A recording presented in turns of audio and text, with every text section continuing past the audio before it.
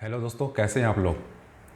दोस्तों, कई बार ऐसा होता है कि कोई व्यापारी जीएसटी नंबर रजिस्ट्रेशन तो ले लेता है, पर उसका कोई बिजनेस का ट्रांजैक्शन नहीं होता या कोई उसका बिजनेस स्टार्ट नहीं हुआ होता है। या कई बार ऐसा होता है कि बिजनेस चालू है पर किसी मंथ में किसी तरह की कोई एक्टिविटी नहीं होती है, या कोई सेल या परचेज नहीं होता, या किसी तरह का वो सप्लाई नहीं करता है। या कई बार ऐसा होता है कि कोई बिजनेसमैन अपना व्यापार बंद कर देता है, लेकिन जब तक कि उसने जीएसटी रजिस्ट्रेशन के लिए कैंसिलेशन के लिए अप्लाई नहीं किया है, तब तक उसे जीएसटी या नील रिटर्न फाइल करनी होती है। ऐसा समझ लो कि जीएसटी के डिपार्टमेंट को हम ये जानकारी देनी होती है कि हमने पर्टिकुलर मंथ में किसी भी तरह का कोई जीएसटी का परचेस या सेल रिलेटेड कोई भी एक्टिविटी नहीं हुई है। तो इसके लिए हमें GSTR-1 या GSTR-3 नी रिटर्न फाइल करना होता है। वैसे तो GSTR-3 या GSTR-1 नी रिटर्न फाइल करना बहुत ही आसान है, जब तक कि आपने एक बार उसे देखा या किया ना हो। तो चलिए देखते हैं, अगर आपको किसी का GSTR-1 या GSTR-3 नी रिटर्न फाइल करना है तो आप किस तरह से कर सकते हैं। तो इसके लिए चलते हैं हम अपने कंप्यूटर के स्क्रीन पे। ओके, जीएसटी की साइट पर जाने के लिए ओपन कर लिया मैंने गूगल क्रोम। यहाँ जीएसटी का वेब एड्रेस डालते हैं। जीएसटी का वेब एड्रेस है gst.gov.in। तो आ गए हम जीएसटी की साइट पे। यहाँ आने के बाद हमको करना है लॉगिन। यहाँ अपना यूजर आईडी पासवर्ड डाल के हमको करना है लॉगिन। तो मैं कर लेता हूँ लॉगिन यहाँ पे।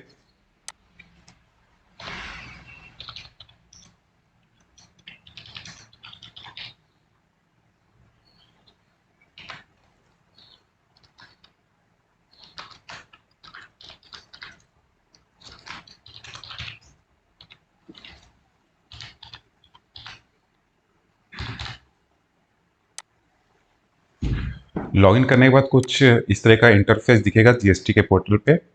इसके बाद हमको आना है यहाँ पे जीएसटी रिटर्न डैशबोर्ड पे। रिटर्न डैशबोर्ड पे आने के बाद यहाँ पे हमें वो मंथ सेलेक्ट करना होगा जिस मंथ का हमको GSTR-1 रिटर्न फाइल करना है। तो फाइनेंशियल 22-23 का क्वार्टर फोर के लिए हम फाइल करने जा रहे हैं फरवरी मंथ का GSTR-1 रिटर्न। और यहाँ पे आपको सर्च पे क्लिक करना है। यहाँ आने के बाद हमको सेलेक्ट करना है कि हम prepare online GST return file करना चाहते हैं या ऑफलाइन। तो हम ऑनलाइन माध्यम से अपना रिटर्न फाइल करना चाहते हैं, तो ऑनलाइन पे क्लिक करेंगे। अब आप यहाँ पे देख सकते हैं कि हमारे सारे टेबल जो है वो ब्लैंक है। नहीं हमारा B2B सप्लाई है, नहीं कोई B2C सप्लाई है, नहीं कोई डेबिट क्रेडिट नोट है, ना ही कोई HSN है, ना ही कि हमने कोई डॉक्यूमेंट इशू किया है। तो जस्ट आने वाले वीडियो में इन सारे टेबल के बारे में हम डिटेल से डिस्कस करेंगे। इसके नीचे आप चाहें तो जनरेट समरी करके भी अपना रिटर्न फाइल कर सकते हैं, लेकिन इससे इजी मेथड है कि आप यहाँ पे देखेंगे तो फाइल नील GSTR-1, बस इस बॉक्स पे क्लिक करना है। यहाँ पे कुछ इंस्ट्रक्शन दिया कि आप आपका GSTR-1 अपना रिटर्न फाइल कर सकते हैं जब आपका कोई आउटवर्ड सप्लाई ना हो, कोई आपका अमेंडमेंट ना हो, ना ही आपने कोई डेबिट या क्रेडिट नोट इशू किया हो या अमेंड करना हो, ना ही आपने कोई एडवांस रिसीव किया हो। तो इसमें से हमारा कुछ भी नहीं है। तो हम इसके लिए जस्ट आगे हम फाइल स्टेटमेंट पे क्लिक करेंगे।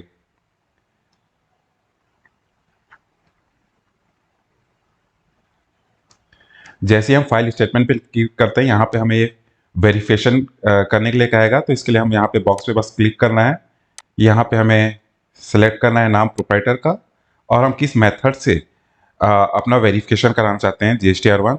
तो मैं फाइल विद EVC, तो EVC के माध्यम से मैं अपना GSTR-1 वेरीफाई कराना चाहता हूँ। तो इस पर क्लिक करूँगा तो यहाँ पे एक OTP रजिस्टर्ड मोबाइल नंबर और मेल आईडी पे चला गया। तो जस्ट हमको यहाँ पे OTP डालना है वेरिफिकेशन के लिए।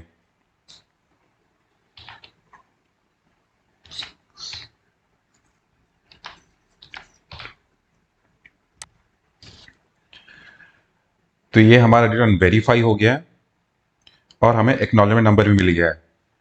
तो अब हम आते हैं रिटर्न डैशबोर्ड के ऊपर। यहाँ हम चलते हैं एक बार फिर से फाइल रिटर्न में, और हम अपना स्टेटस चेक कर लेते हैं।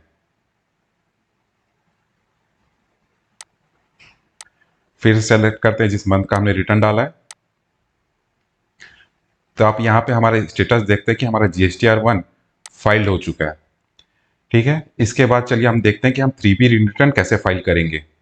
दोस्तों, आप हमेशा एक बात याद रखिएगा, जब भी आप किसी का 3B रिटर्न फाइल कर रहे हैं तो आप वो 13 तारीख कट ऑफ डेट जो होता है GSTR 1 डालने का, उसके बाद ही करें।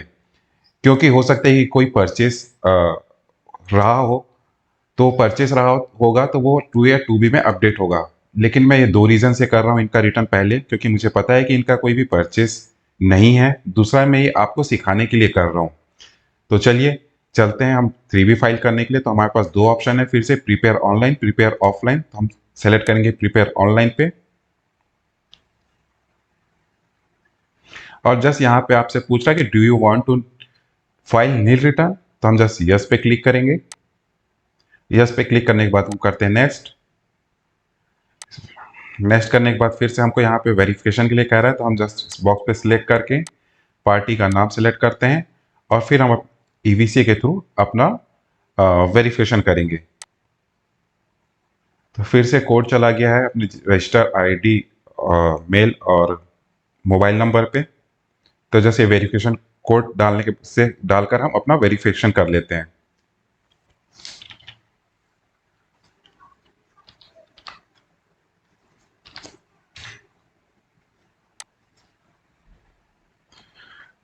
दोस्तों, तो इस प्रकार हमने अपना 3B भी सक्सेसफुली फाइल कर लिया है। ओपे के क्लिक करने के बाद एक बार हम अपना स्टेटस फिर से चेक कर लेते हैं।